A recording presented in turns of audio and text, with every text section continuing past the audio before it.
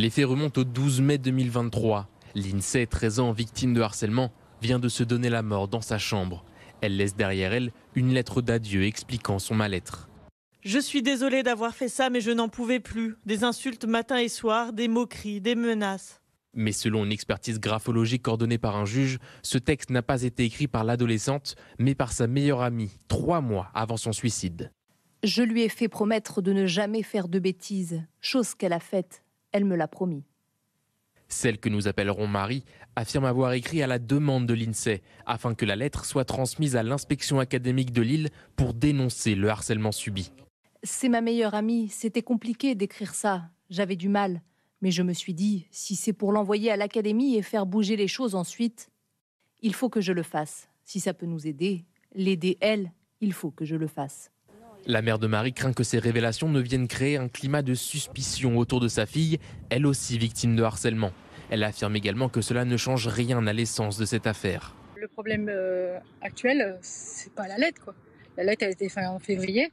L'INSEE s'est donné la mort en mai parce que ça ne bougeait pas, ça ne faisait rien. L'avocat du principal du collège de l'INSEE, accusé d'inaction face au harcèlement de l'adolescente, a réagi dans Le Parisien aux dernières révélations. Cette expertise démontre qu'il a été accusé à tort à cause d'une lettre qui a berné tout le monde.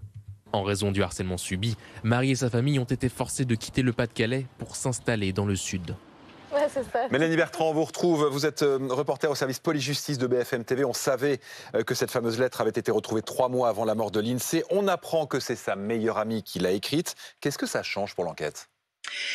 Ce que ça change, c'est l'avenir qui nous le dira. En tout cas, ces révélations, elles posent évidemment de nombreuses questions dans cette enquête qui a commencé il y a maintenant presque 1 an et demi. On rappelle que l'INSEE s'est donné la mort en mai 2023 et on apprend aujourd'hui que cette lettre a donc été écrite par cette jeune fille que nous appellerons Marie. On peut imaginer bien sûr qu'elle va être prochainement entendue et que le juge d'instruction de Béthune en charge de ce dossier aura très certainement de nombreuses questions à lui poser. D'abord, tout simplement, évidemment, pourquoi c'est elle qui a écrit ce courrier ? Est-ce que c'était avec l'INSEE? Est-ce que c'était sous sa dictée? Ou alors était-ce de sa propre initiative pour dénoncer le mal-être de sa camarade victime de harcèlement scolaire et pour que ce courrier soit transmis à l'Académie de Lille? Alors Marie, effectivement, elle s'est confiée à nos équipes hier soir et elle nous a expliqué qu'elle avait écrit ce courrier à la demande de l'INSEE précisément pour dénoncer donc ce harcèlement scolaire et pour que le courrier soit transmis à l'Académie de Lille. Alors hier soir, j'ai pu m'entretenir avec l'avocat de la famille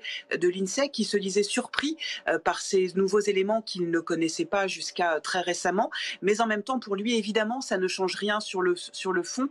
L'INSEE a bien été victime de harcèlement scolaire malgré ses très nombreux appels à l'aide. Rien n'a pu être entrepris pour empêcher que cette jeune fille ne passe à l'acte. Et c'est finalement maître Franck Berton, l'avocat du principal de ce collège, qui a réagi dans les colonnes du Parisien. Lui estime que son client, le principal du collège, a été finalement accusé à tort dans ce courrier et que cette lettre a berné tout le monde. On imagine donc que Marie, cette adolescente de 13 ans, va être bientôt entendue. Et on rappelle que dans ce dossier, 4 jeunes filles sont mises en examen pour harcèlement scolaire ayant conduit au suicide et qu'elles sont toujours, au moment où on se parle, placées sous contrôle judiciaire. Merci pour toutes ces précisions, Mélanie Bertrand, sur l'affaire de l'INSEE.